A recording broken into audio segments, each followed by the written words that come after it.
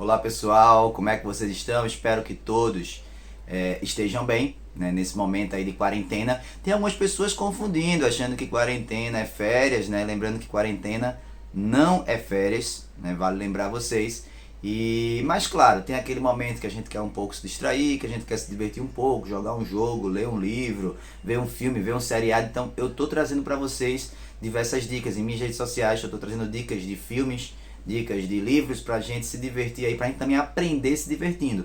E hoje eu vou trazer uma dica muito legal, que é uma dica de um jogo e mostrar pra vocês como também nós podemos aprender jogando alguns games aí famosos, como é o caso do Assassin's Creed, tá aqui ó, Assassin's Creed 2, né, um jogo lançado aí inicialmente, a primeira versão nós temos em 2007 pela Ubisoft, e 2 anos depois, em 2009, a gente tem o lançamento do que é para alguns a melhor franquia da série, o Assassin's Creed 2, que inicia aí a história do Ezio Auditore, personagem fictício dessa trama, que vai dar sequência aí com mais 2 jogos, o Assassin's Creed Brotherhood e o Assassin's Creed Revelation. Não vou dar spoiler para vocês da série, mas queria comentar um pouco aqui com vocês sobre alguns elementos que fazem parte do nosso conteúdo didático. Lembrando que esse jogo ele é ambientado, especialmente o Assassin's Creed 2 e o Brotherhood, mas eu vou falar hoje especificamente sobre Assassin's Creed 2, ele é ambientado na Itália renascentista,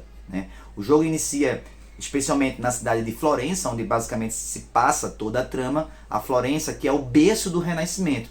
O Renascimento é esse movimento artístico, filosófico, cultural que se desenvolveu na Itália em meados do século XIV, para alguns autores até um pouco antes, e vai perdurar aí até o século XVI. Se inicia da Itália e se espalha por toda a Europa, né? As características do Renascimento, a gente pode relembrar, né? A revalorização da cultura greco-romana, inclusive era isso que para os autores, para os pensadores, para os artistas desse período estava renascendo.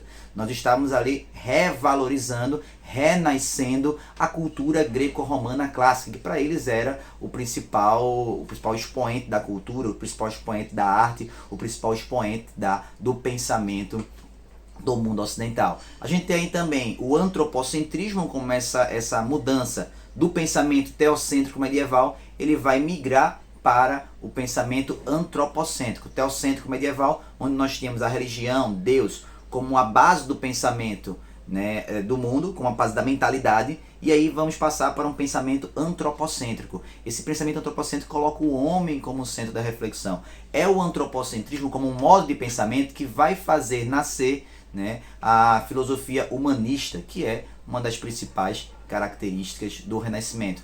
Um outro ponto importante do Renascimento que a gente não deve esquecer é a questão da valorização da ciência, o cientificismo e o racionalismo através de sua produção cultural, de sua produção artística, de sua produção intelectual. Então a gente tem uma mudança aí, rompe-se com aquela mentalidade medieval, né, e passa aí a explorar novos caminhos, a explorar novas concepções. Esse renascimento ele nasce justamente em Florença, porque Florença nesse momento era um polo de desenvolvimento comercial muito grande. Então, na Itália, lembra daquele mapa da Itália, a botinha da Itália? Então, lá na Itália, a gente tem a possibilidade do nascimento de alguns movimentos, de alguns pensamentos, de algumas concepções artísticas que são trazidas através desse contato com o comércio que traz pessoas de várias regiões, do norte da África, do Mediterrâneo, de toda a Europa. Então essas circulações de ideias vai fazer com que Florença seja o berço do Renascimento. Quando vocês estiverem jogando Assassin's Creed 2, né, vocês poderão inclusive passear pelas ruas de Florença, conhecer um pouco da arquitetura renascentista florentina, né? E aí uma das grandes construções dessa cidade é a Catedral de Santa Maria del Fiore, que também é um cenário do jogo, né? Vocês poderão aí caminhar, escalar, jogar, tem até uma missão dentro de algumas dessas construções, e aí é muito interessante para vocês se ambientarem com o que era a Itália renascentista. Queria falar também sobre 2 personagens que aparecem no jogo, 2 personagens que vão aí ajudar, que vão fazer parte do enredo junto com o Ezio Auditore, lembrando que o Ezio Auditore ele era um personagem fictício. Todavia, né, durante o jogo vão aparecer alguns personagens que de fato existiram, como é o caso do Leonardo da Vinci. Leonardo da Vinci, o célebre autor aí da Mona Lisa, né, conhecido, aclamado internacionalmente, no mundo todo. Ano passado, inclusive, 2019, nós celebramos, nós rememoramos os 500 anos da morte do Leonardo da Vinci, com exposições em diversas partes do mundo, inclusive em São Paulo teve uma exposição belíssima, trabalhando não o aspecto artístico do Leonardo, que ficou mais famoso, mas o aspecto cientista, o aspecto da engenharia de Leonardo da Vinci. Leonardo da Vinci, que era um polímata, era um cara que estava aberto a vários campos do conhecimento, ele não se restringia a apenas um, lembrando que essa ideia de, eu sou de humanas, você é de exatas, isso é uma ideia contemporânea, né? E isso aí é uma ideia bem boba, porque os homens do Renascimento, as pessoas, os pensadores da antiguidade do Renascimento, eles gostavam de conhecimento.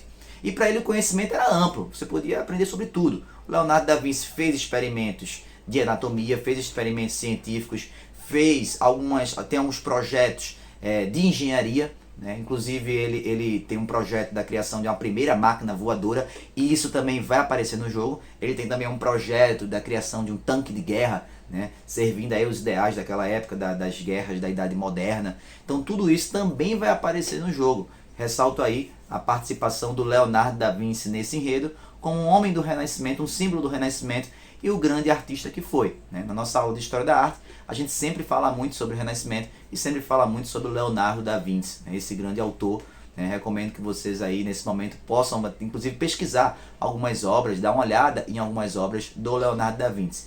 E um outro personagem que também aparece é o Nicolau Maquiavel. Nicolau Maquiavel, que é um conteúdo importantíssimo das nossas aulas de filosofia. Nicolau Maquiavel, que é considerado aí o criador do realismo político, aquela concepção da política tal como ela é, não mais como ideal, não mais como ideal utópico, mas a política de fato como ela acontece. O termo, inclusive, maquiavélico, ele gerou um adjetivo contemporâneo que significa que aquela pessoa que é ardilosa, que é muito esperta, que faz tudo para tirar vantagem. Por quê? Porque o Nicolau Maquiavel, né, que foi um diplomata florentino, serviu ao governo dos Médicis, de Lourenço Médici, que inclusive é um personagem do jogo. O Nicolau Maquiavel, ele defendia que o governante ele tem que agir de maneira que possibilite um bem maior. Então não importa se ele não agir com ética, não importa se ele mentir, né? É de Nicolau Maquiavel a célebre frase de que mais vale ser temido do que amado.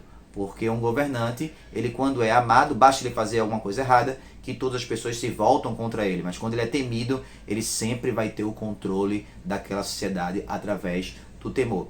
Nicolau Maquiavel escreveu aí no início do século XVI o livro O Príncipe, né, dedicado aí ao Lourenço II Médici, que seria o futuro governante. Ele faz um livro sobre como governar, né, trazendo essas concepções maquiavélicas e trazendo também duas concepções importantes que caem muito em provas de vestibular, que é o conceito de virtude e fortuna. Virtude, o que seria virtude? A expertise de um governante. Um governante ele tem que saber como agir. Ele tem que saber como agir na hora certa, no momento certo, né? Além disso, para ser um bom governante, é importante que você tenha a fortuna. Fortuna, uma concepção aí retirada inclusive dos gregos, né, dos romanos, da cultura greco-clássica romana, né, do Tito Livio, que é a concepção de sorte. Então o governante, ele não só precisa agir da maneira correta, como ele precisa ter sorte. Então, outro momento aí a gente pode dialogar um pouco mais sobre Leonardo da Vinci, sobre Nicolau Maquiavel, personagens do jogo Assassin's Creed 2, que vocês aí poderão usar para se divertir e também para aprender um pouco sobre Renascimento, sobre filosofia, sobre história da arte. Espero que vocês tenham gostado da dica, né? E qualquer coisa fica à disposição para todos vocês. Cheiro no coração e até a próxima. Pessoal, eu vou deixar aqui na descrição do vídeo o link para vocês, quem tiver interesse, baixar o jogo, né? E aproveitem aí para se divertir aprendendo.